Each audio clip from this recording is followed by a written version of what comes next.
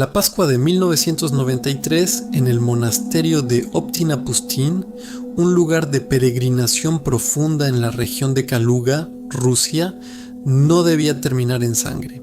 Para el mundo exterior, Rusia era una nación en transición, intentando digerir el colapso del sistema soviético. Pero dentro de las murallas del monasterio, el tiempo parecía moverse en otra dirección.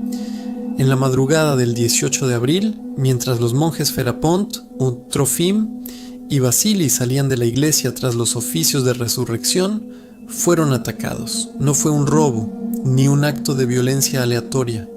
El atacante, Nikolai Averín, portaba un arma de fabricación casera, una espada con inscripciones satánicas grabadas en la hoja.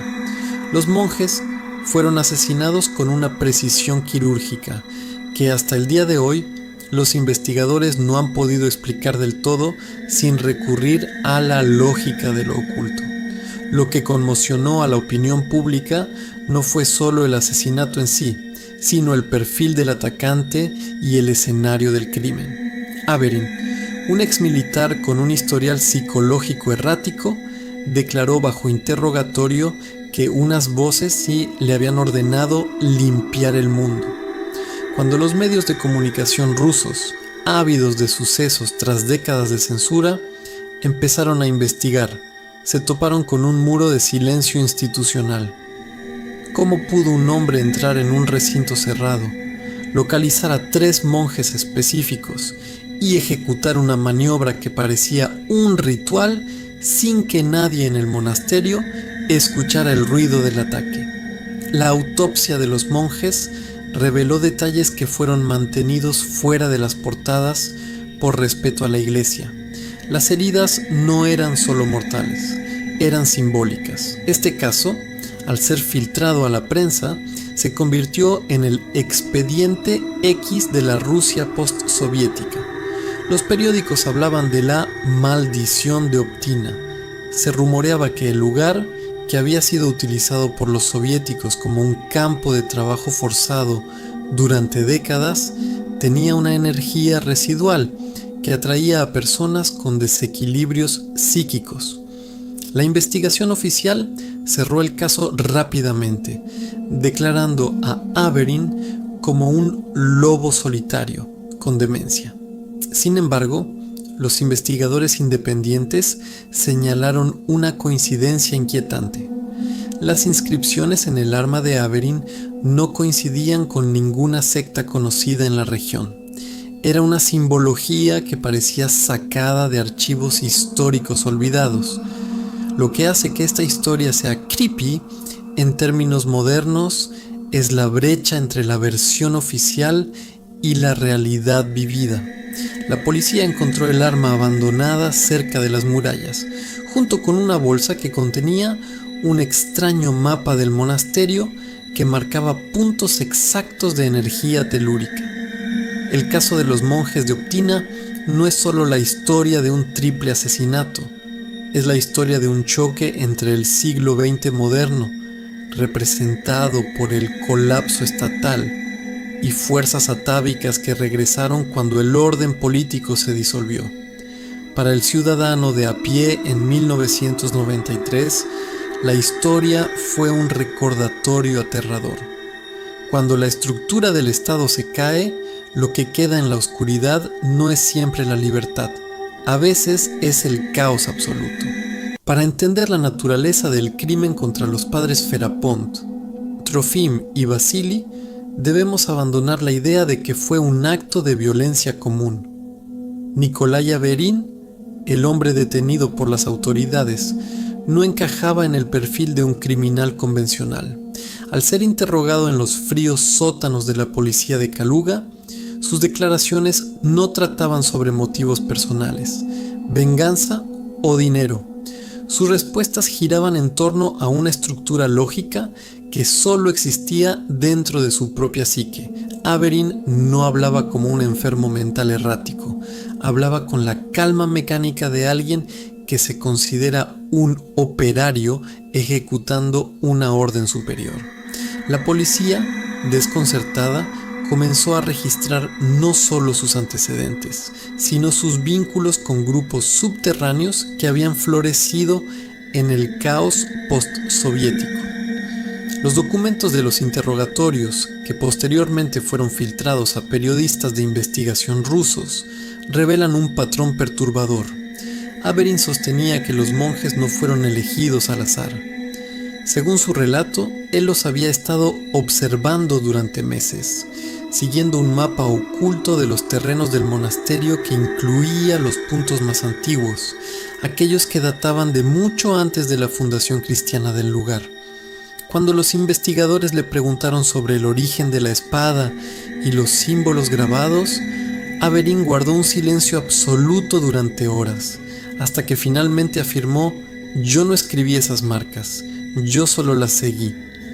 La insistencia en que él era un instrumento y no un autor provocó que los psicólogos que evaluaron el caso sugirieran que Averin estaba bajo una forma extrema de sugestión, un fenómeno que en los círculos de psiquiatría criminal soviética se conocía vagamente como programación de voluntad por estímulos ambientales.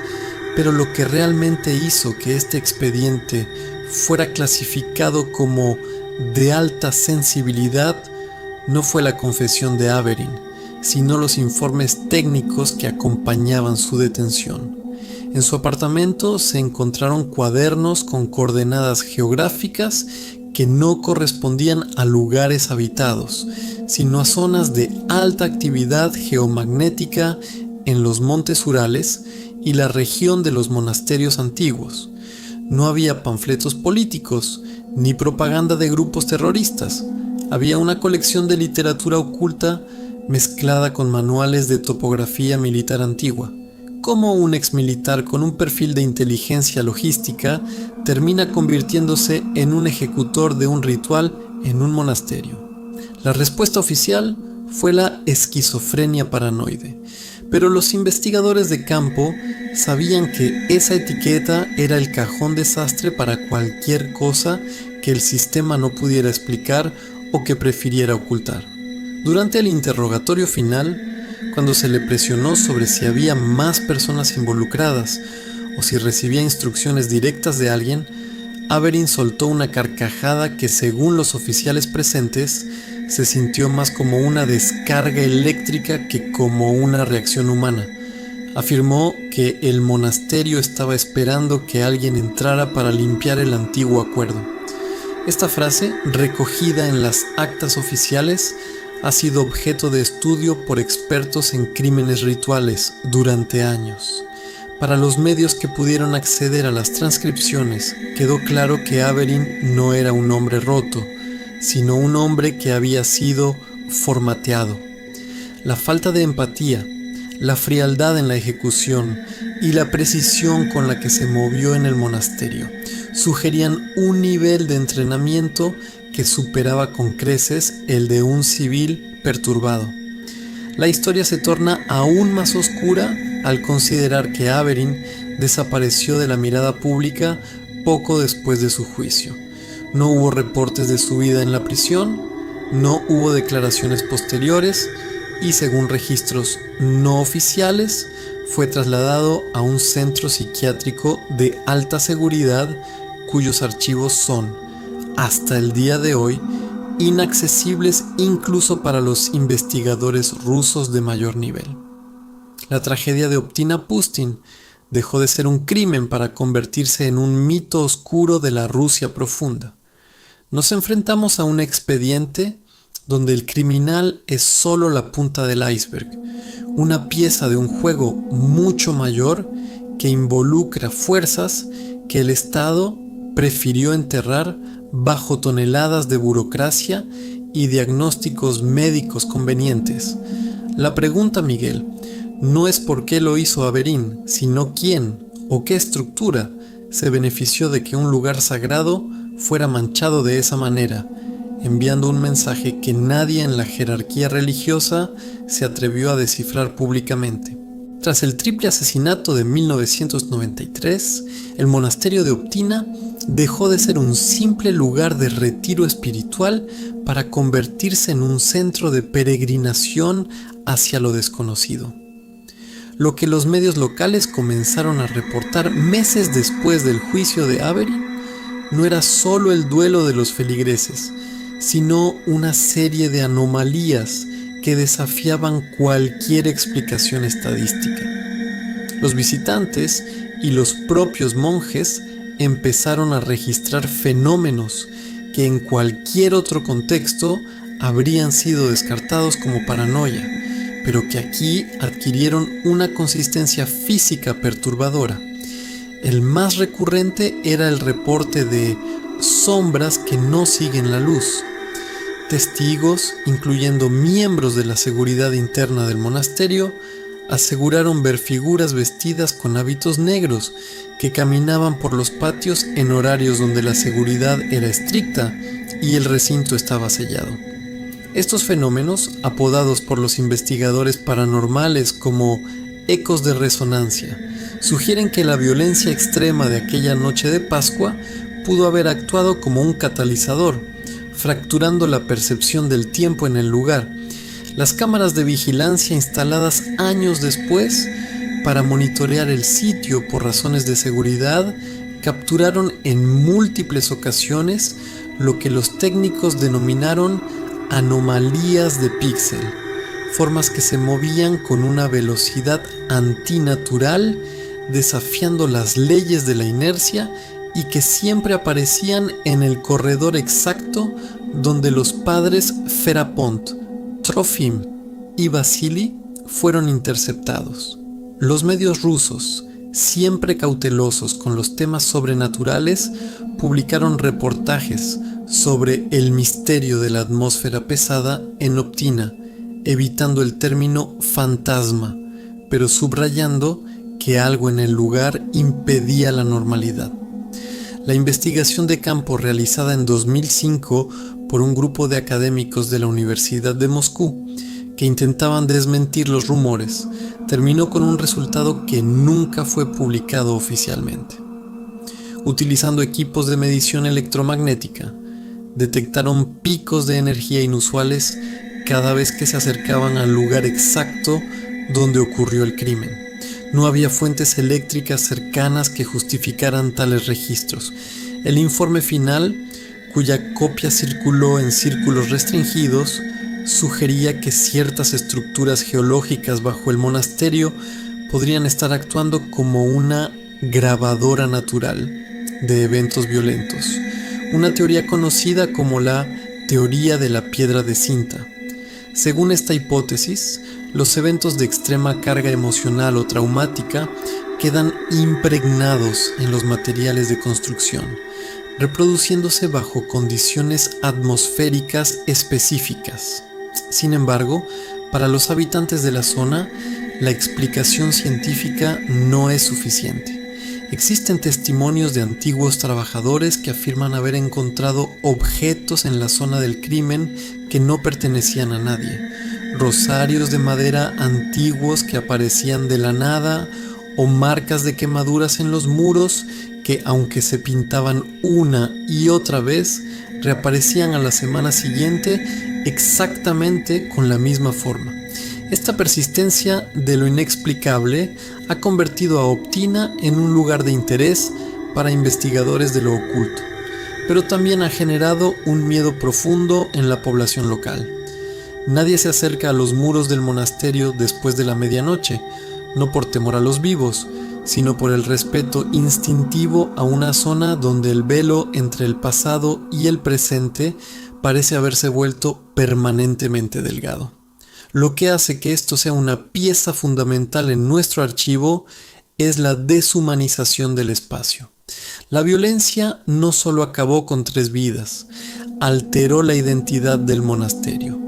Los archivos de Optina hoy están llenos de peticiones de monjes que solicitan traslados, citando una presencia que no es maligna, pero que es implacable. La tragedia de 1993 no es un evento cerrado.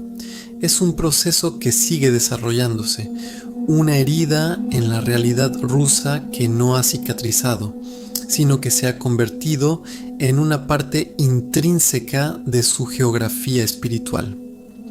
Como investigadores debemos preguntarnos, ¿estamos presenciando una verdadera manifestación sobrenatural o es el trauma colectivo de una nación entera reflejado en la piedra y el aire de un monasterio que en el momento más oscuro de su historia vio cómo la oscuridad se manifestaba físicamente?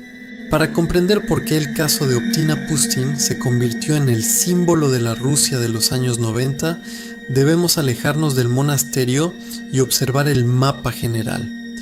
1993 fue el año en que la joven Federación Rusa estuvo al borde de la guerra civil.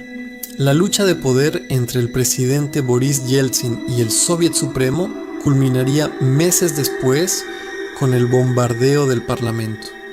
En ese clima de incertidumbre total, la religión y el misticismo no eran solo una elección personal, eran un refugio frente al vacío. Rusia, tras décadas de ateísmo de Estado impuesto, se encontró de pronto con una libertad desbordante pero sin brújula. El crimen de los 3 monjes fue la irrupción de la violencia brutal en ese intento de refugio sagrado. Optina no era un lugar aislado, era un espejo de toda la nación, un edificio antiguo que intentaba ser reconstruido mientras las fuerzas del caos intentaban demolerlo desde dentro. La prensa de la época reflejaba esta tensión. Los periódicos liberales intentaban encuadrar el asesinato como un caso de salud mental, un producto de la precariedad de los servicios psiquiátricos postsoviéticos. Los sectores conservadores y la Iglesia, por su parte, lo interpretaban como un ataque satánico directo contra el renacimiento espiritual del país. Lo cierto es que el crimen reveló una fractura sociológica, la coexistencia forzada de un mundo moderno que se digitalizaba y se occidentalizaba, y un inframundo atávico, desesperado y peligroso que nunca se había ido, simplemente había estado esperando a que el Estado perdiera el control. Averin, el perpetrador, no era solo un hombre.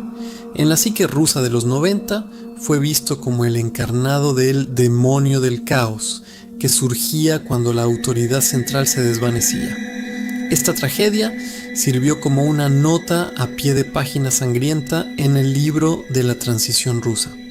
El caso de los monjes demostró que la seguridad nacional no era solo una cuestión de fronteras, sino de proteger los pilares que daban sentido a la identidad de una población. Cuando un monje puede ser asesinado en el lugar más sagrado del país, el mensaje implícito para el ciudadano común es que nadie está a salvo. La cobertura mediática, que pasó de la curiosidad al horror, terminó por ignorar el caso conforme Rusia se hundía en sus propias crisis económicas. Este olvido deliberado por parte del Estado es el sello final de cualquier archivo clasificado. Si no se puede controlar la narrativa del caos, la mejor táctica es dejar que el tiempo lo cubra con el polvo del desinterés. Desde una perspectiva clínica, los años 90 en Rusia fueron un experimento de desintegración social, y Optina fue el laboratorio donde se testó el límite del miedo. Lo que aprendimos de este caso es que cuando una sociedad pierde su centro, el mal deja de ser algo que ocurre en las periferias y se mueve al centro de la vida cotidiana. Los monjes de Optina no murieron por ser mártires, murieron porque el espacio que ocupaban se volvió indefendible en un país donde las reglas del juego cambiaban cada día. Este es el gran archivo que dejamos hoy. La comprensión de que la paz civil no es una constante natural, sino un estado frágil que si no se cuida desde la raíz, puede ser consumido por fuerzas que preferiríamos pensar que solo existen en las pesadillas. 33 años después de la tragedia, el asesinato de los monjes de Optina no ha sido enterrado por el paso del tiempo. Al contrario, ha experimentado una metamorfosis hacia una forma de mito digital. En el 2026, los foros de la Dark Web rusa y las comunidades de investigadores aficionados en plataformas como Telegram y foros de análisis forense mantienen el caso como un expediente abierto. Ya no se debate quién fue el asesino. La identidad de Averin es un dato aceptado, sino la naturaleza de lo que ocurrió después. Para las nuevas generaciones que no vivieron el colapso soviético, Optina es el punto de entrada a una Rusia que parece sacada de una distopía tecnológica. Un lugar donde la ciencia se topa con lo inexplicable y donde el Estado, pese a su gran capacidad de vigilancia, parece incapaz de explicar ciertos picos de actividad residual. El fenómeno mediático actual es fascinante desde una perspectiva de análisis de datos.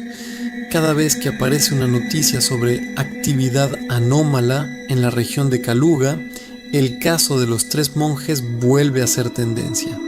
Se han creado mapas interactivos basados en las declaraciones originales de Averin, superponiendo sus coordenadas de energía con datos geográficos modernos.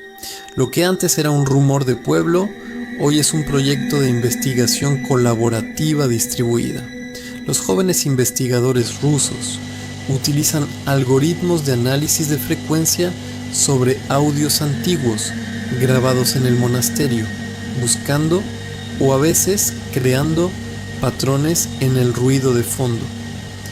Esta gamificación del trauma nacional es un síntoma claro de cómo la sociedad digital moderna intenta procesar horrores que las generaciones anteriores simplemente prefirieron olvidar.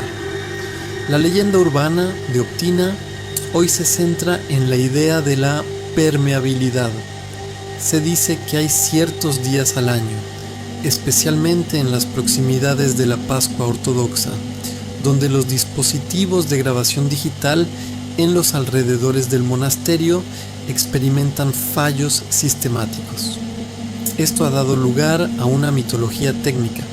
Se habla de baterías que se agotan en segundos y datos corruptos que, al ser restaurados mediante IA, muestran figuras que no deberían estar ahí.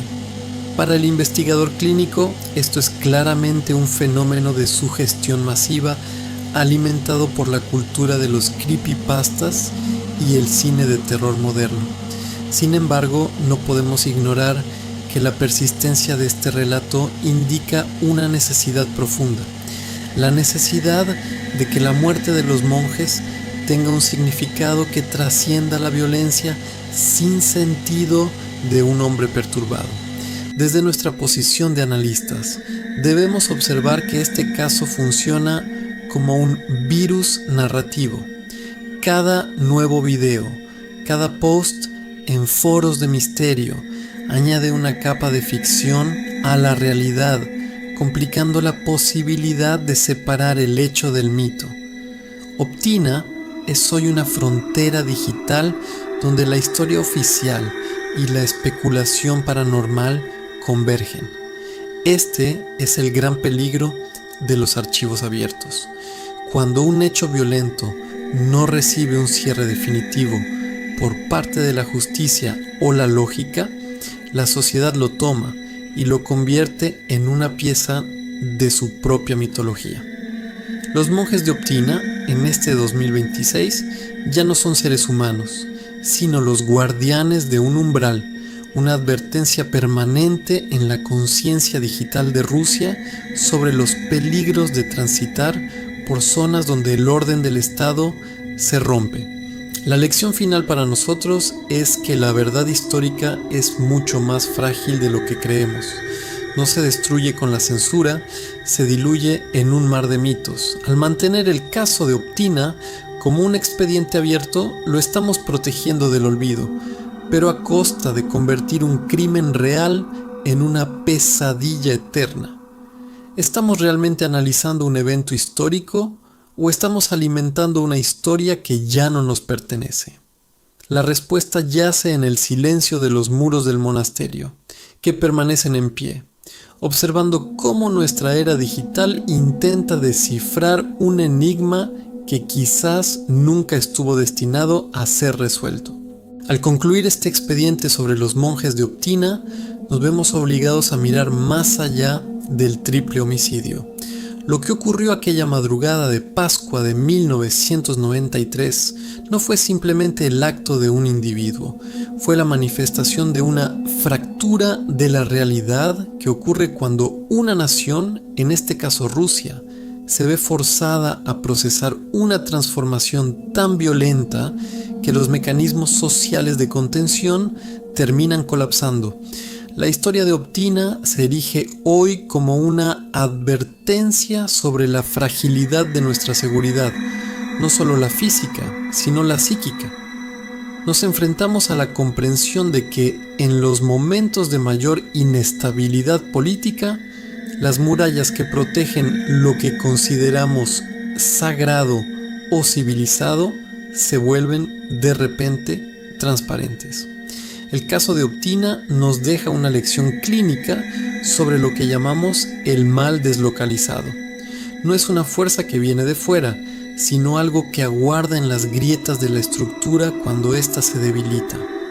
Averin, el ejecutor, es menos importante que el contexto que permitió su ejecución. El monasterio se convirtió en el escenario porque representaba el único punto de estabilidad en un país a la deriva, y fue atacado precisamente por eso, porque el caos teme a cualquier centro de gravedad que le recuerde su propia falta de propósito. La investigación de este archivo nos ha revelado que la historia no es una línea recta de progreso, sino una serie de ciclos donde lo atávico, lo irracional y lo violento siempre están esperando el momento preciso para emerger y reclamar su lugar. Como investigadores de El Archivo Olvidado, debemos reconocer que este caso no ofrece un cierre, sino una apertura. No podemos decir se hizo justicia, porque la justicia es un concepto que requiere un Estado sólido, y en 1993 el Estado era una sombra. Lo que nos queda es la responsabilidad de la memoria. Al tratar estos eventos con rigor, despojándolos del sensacionalismo y observándolos bajo la luz fría del análisis sociológico, evitamos que se conviertan solo en leyendas huecas. Tratarlos como expedientes es nuestro método para asegurar que el trauma tenga un lugar donde ser observado, diseccionado y finalmente integrado en nuestra comprensión de la condición humana. No estamos aquí para entretenernos con el horror. Estamos aquí para desclasificar la lógica de las sombras. La persistencia de los fenómenos reportados en Optina, lejos de ser una prueba de lo sobrenatural en el sentido tradicional, es una prueba de la persistencia del impacto humano en el entorno. El hecho de que la gente siga sintiendo la presencia allí 30 años después no es un misterio físico, es un misterio de la memoria colectiva que se niega a soltar el recuerdo del horror. Optina hoy es un recordatorio de que la violencia no se detiene cuando suena la campana de la iglesia o cuando termina el juicio. La violencia se queda, se filtra en la piedra, en la rutina y en la forma en que una sociedad se cuenta a sí misma quién es. Cerramos este expediente con una pregunta que cada uno de ustedes deberá responder. ¿Son las grietas en el monasterio un eco del pasado o son el reflejo de nuestras propias fracturas en un mundo que, a pesar de su avance tecnológico, sigue siendo igual de vulnerable al caos? Si este análisis te ha permitido ver más allá de la historia oficial y entender que los eventos que marcan a una nación nunca mueren realmente, suscríbete y activa la campana. En El Archivo Olvidado sabemos que la verdad no está oculta. Simplemente está esperando a que alguien con la suficiente frialdad se atreva a leer el acta original. Nos vemos en el próximo informe, donde nos adentraremos en el siguiente punto ciego de la historia global.